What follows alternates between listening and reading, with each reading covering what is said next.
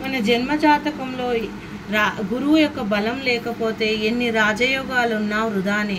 మనం గురుబలాన్ని పెంచుకోవాలంటే ముందుగా మనం పూజించాల్సింది మన కన్న తల్లిని.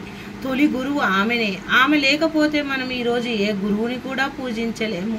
తొలి గురువు అయిన అమ్మను పూజించాలి. వ్యాసుడి యొక్క పుట్టినరోజు కాబట్టి వ్యాస భగవాన్ని పూజించాలి. ఆయన జగద్గురువు. బ్రహ్మ విష్ణు మహేశ్వరుల యొక్క అంతటి జ్ఞానాన్ని పొందాడు తపశ్చేత. అతడు మహాభారతాన్ని రచించాడు. గణపతి రాస్తూ ఉంటే ఆయన నోట ఎన్నో అపారమైన జ్ఞానాన్ని పలుకుతూ మనకి ఈరోజు ఎన్నో అష్టాదశ పురాణాలను అందించాడు. చతుర్వేదాలను అందించాడు. ఋగ్వేద, యజుర్వేద, సామవేద, అధర్ణ వేద అందించాడు. ఈరోజు మనం తప్పకుండా వ్యాసుణ్ణి పూజించాలి. పీఠాలను నిర్వహించే ప్రతి గురువులను పూజించాలి. మన కన్నతల్లి అయిన మాతృమూర్తిని పూజించాలి.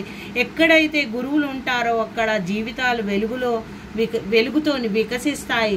గురువు లేని జీవితం చీకటిమయమే. కాబట్టి గురు పౌర్ణిమని అందరూ తమ శక్తి కొలది పూజించుకొని ధన్యులవ్వాలి. Thank you for watching my video.